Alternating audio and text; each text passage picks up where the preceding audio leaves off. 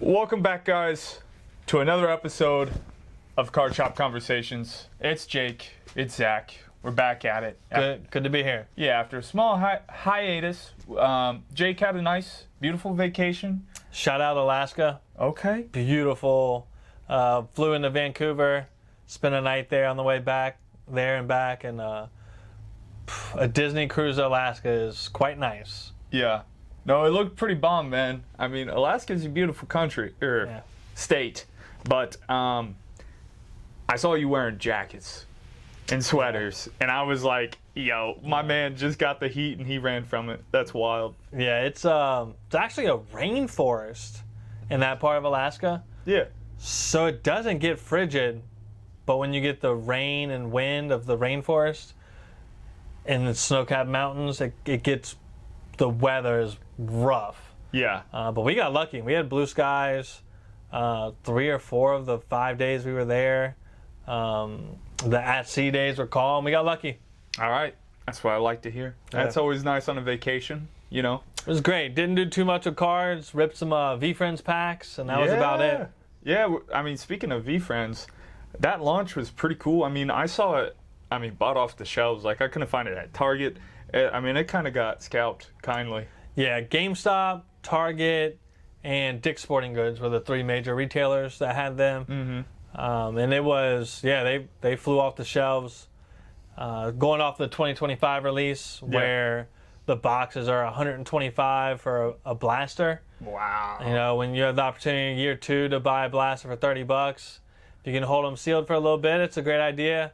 But also, it's a fun rip. You know, not many boxes out there where you can open 8 packs, get 30 plus cards, and come out close to break even. Yeah. Even if you don't have a big hit, you're still getting $25, $30 worth of cards. And it's, you know, last year, a lot of new V-Friend collectors entered the fray because of the fun. And it's exciting to see year 2 running it back. Yeah. Shout out Gary V. Yeah. It's, and the whole team. Like, that V-Friends team is really stacked up the last year. They're doing comics, tons of live streaming. They're at all the card shows. It's pretty impressive operation they have.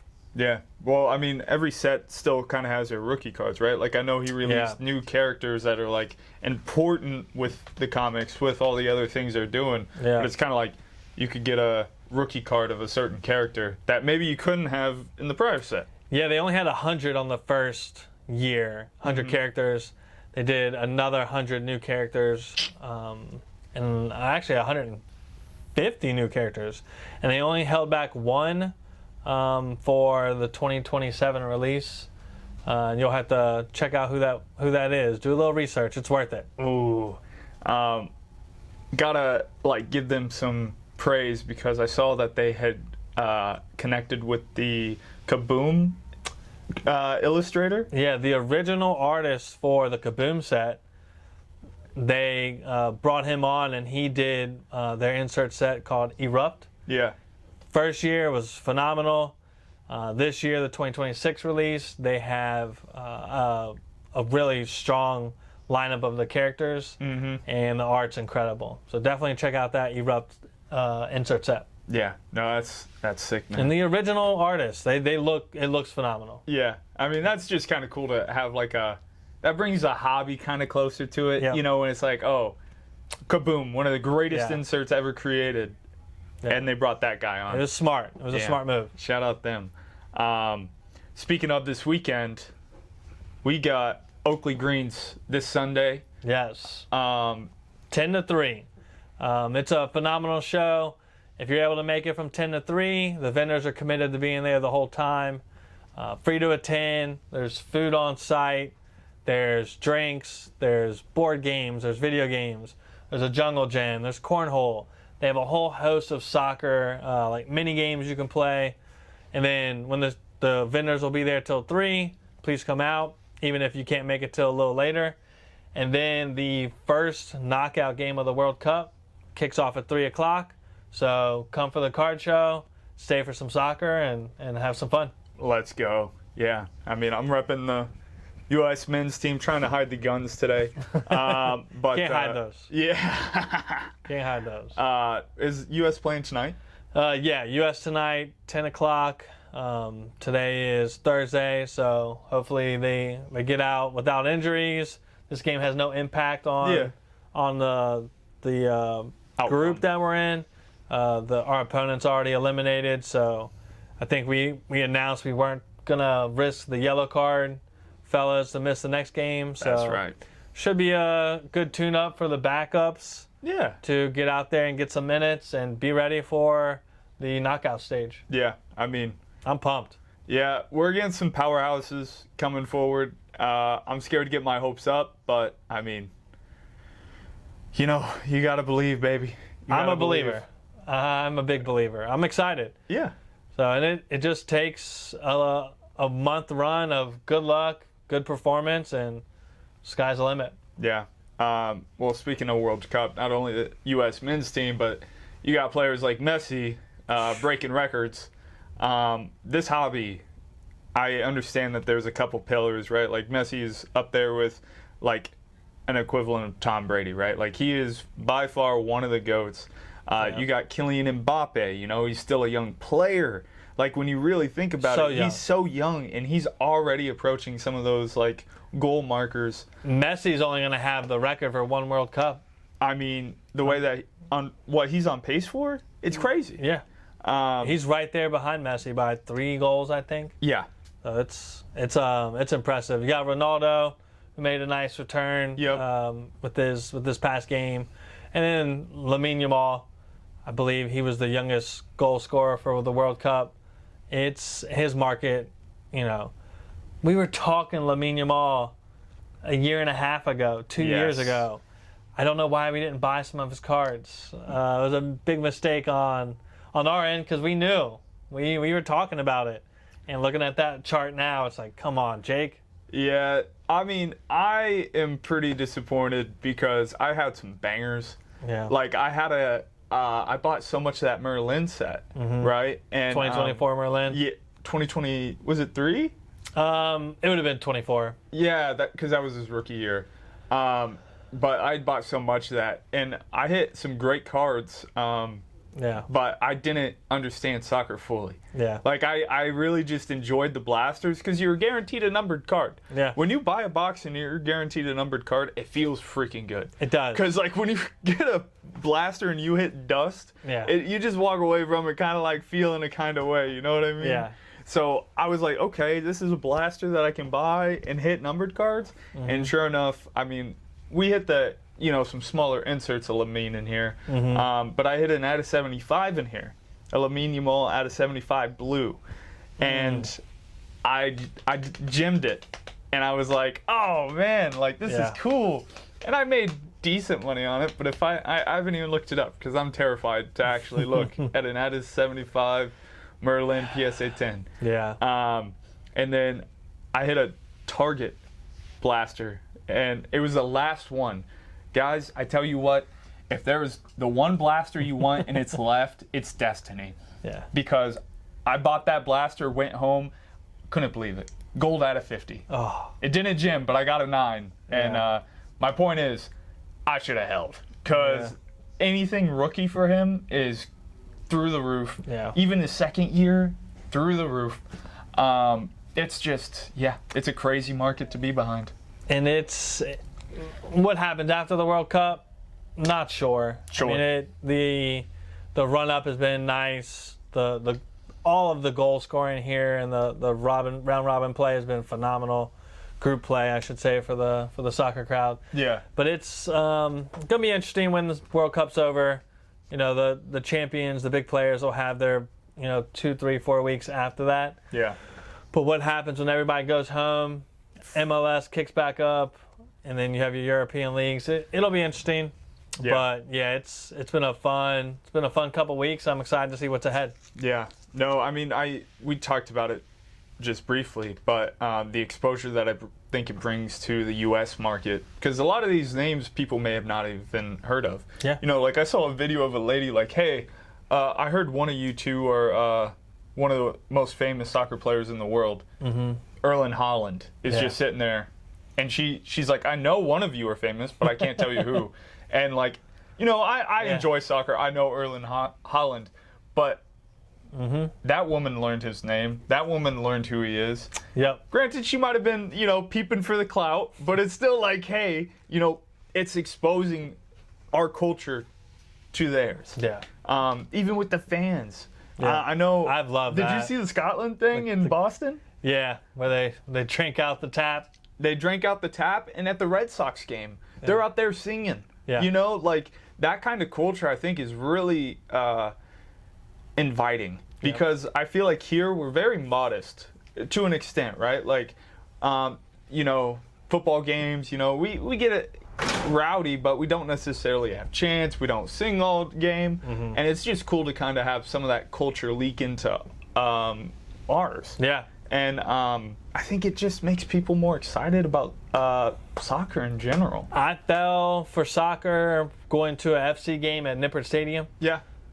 I hadn't really attended a soccer game in person. And going there, seeing the crowd, the excitement, the action, it was enthralling. And lo and behold, 10 years later, here I am, pumped up about the World Cup. My dad, who didn't ban us from playing soccer growing up, but kind of made it clear it was not in our family, path. Yeah. He now has an FC Cincinnati bumper sticker. His favorite hat is the FC Cincinnati hat. He'll probably try and take this banner from me when he sees the video. But it's soccer converts fans because of once you learn the play behind the game, it just all makes a little more sense. You can appreciate a 1-0 game where, go back 20 years, I had no appreciation for it. Right. Regardless of the outcome. It was quote unquote boring. Yeah. Yeah. Yep. And then you go to a game and got to give soccer its credit because like even at FC Cincinnati, there's a culture there. Yeah. It's exciting. It is exciting. Even like if you don't know the chants, if you don't know anything, I forget what they call it, but that section of all FC fans where they got the Bailey. Yep. It's like that is such a exciting experience. Yep. As someone who enjoys sports, enjoys getting out, like that's a fun event. It's an event. Yeah. That's what it is. And you can't say that for every Reds game. No. You just can't. Bengals, there's only so many at home. Right. But shout out soccer. Excited for what's to come. It's on the rise, guys. Yeah. And then on top of that, we got to get into another topic. Speaking of Bengals, football's coming, guys. As Jake, perfectly declared, the Knicks won the NBA Finals. Shout out, Jake. Thank you. Yeah, that was not a very popular take, but you owned it, bro. And I think for the reasons I said, I just felt that experience the Knicks had mattered. Playing in New York mattered. And after that game one where the Knicks came in there, came back from a deficit, won that game, I was like, yeah, I'm confident in my prediction. And shout out to New York Knicks and the New York Knicks fans. I imagine if the Reds win the World Series or the Bengals win the Super Bowl, that's the standard I want to get to with the celebrating the Knicks fans did in New York City. Yeah, I don't want to be at the banks after that's going down. I got kids, man. The kids, I'll leave the kids at home, and I'm going to be on top of some poles, and we're going to be having some fun. And my wife will probably be the ringleader of it all. Allegedly. Allegedly. Allegedly. Her and her family will be front and center for the excitement there. Yes, sir. Yeah. But going forward, the reason I make that statement is the finals is over, hockey's over. I was talking to Jake about it because, I want to start drafting fantasy, right? I'm starting to get, itchy for football. Yeah. I think people are going to slowly get itchier and itchier, and that brings me to the point of cards, guys. We just talked about it briefly, but I really think this might be towards a closing window of being able to buy the guys you want. I think from here on into going into the season, when training camp starts, preseason, cards are going to be at their peak. Yeah. Now might be an opportunity to find the cards that you want to invest in or cards you want to pick up before they go up. And that's just something that I think everyone can kind of look forward to. But here's the alarm button. Get ready. Like this is it. I would say you have, you got, once you get into July, it's probably too late. Honestly. You got a week. Yeah, I mean, it's going to be harder and harder because that's where the money's going to shift, right? Like the finals is over, where people put so much money into basketball, right? The season's done. Yeah. And kindly, in the offseason, cards just go down unless you're Shohei Ohtani. You know what I mean? And he's the first person to buck the trend in a very long time. Yeah. Like, I'm not going to say ever, but I would say he's the only person that has done it in a long time. Yeah. And so where money's going to start moving into is football. People are going to start coming to booths looking for football. People are going to be, the Nationals coming up, Fanatics Fest is coming up. It's all going to be about football. Yes, and absolutely. We kind of talked about it on the episode prior. What people don't appreciate as much as they should is that the inventory also begins to stack up because people are pulling the football cards out. So the danger is waiting too long to sell once you buy. So just want to reiterate that, if you're listening to us, I think that's the most important advice I can give is like, don't let inventory get to August where it hits its peak, where everyone is trying to sell. If you're trying to make a play, buy this week, buy at a card show this weekend. Shout out to Columbus Card Fest going on up in Columbus this weekend. Oakley Greens. Buy your football cards and then be ready to sell them here in the next 2-3 weeks if you're looking to profit. Right. If you're gambling and you want to see, you think, Tyler Shug down in New Orleans is your guy, hold on to that card and see what happens. But just know that's the dangerous play. But it's also where it has some upside. Yeah. He comes out and first 3 weeks throws 10 touchdowns and has 900 yards.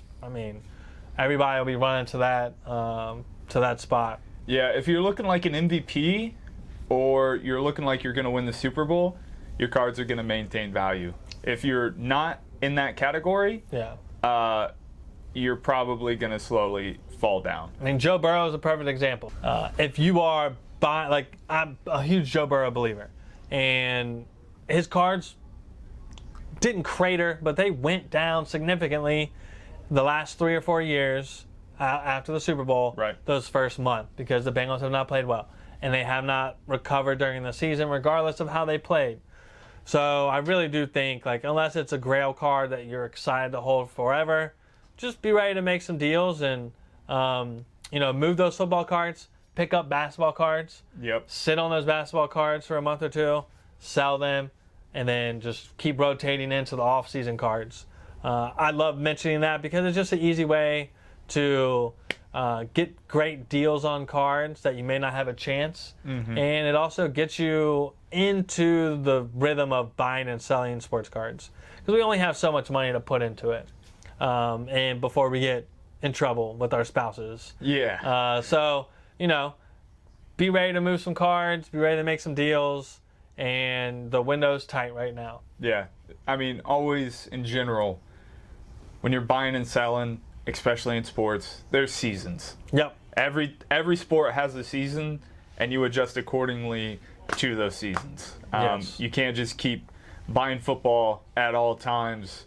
You can, but are you going to get the best price at all times? No. There's seasons, there's opportunities to buy, there's opportunities to sell, and like Jake said, be careful when the season starts, because...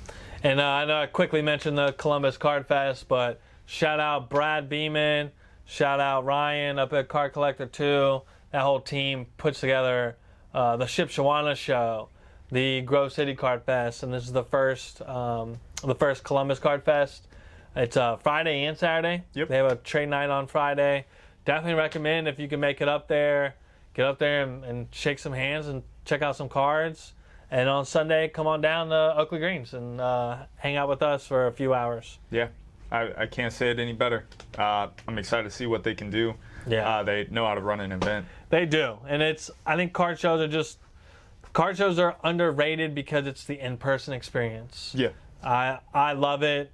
You do got to go and find deals at times. Sure. Those, we were just talking about how much in card sales I'd have to make to break even when you factor in travel and buying a nice spot, nice table. There's some cost to that. And so I think you'll find tables that want to be firmer on their deals. But, talk. If you have a question, make an offer.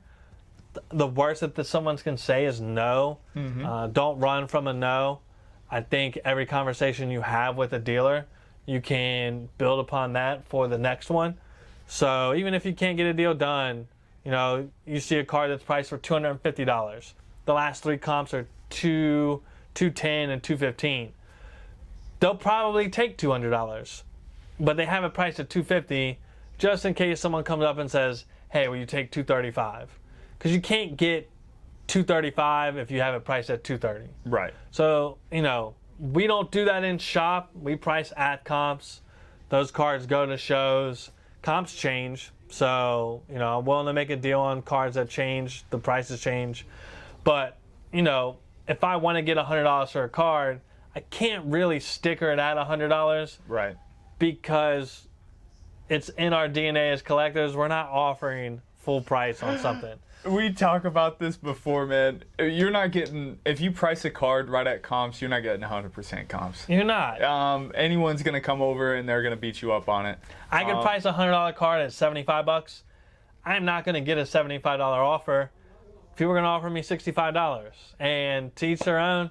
It's not how, I'm not in this to negotiate. That's not where I get my enjoyment out of it. I get my enjoyment out of the relationships.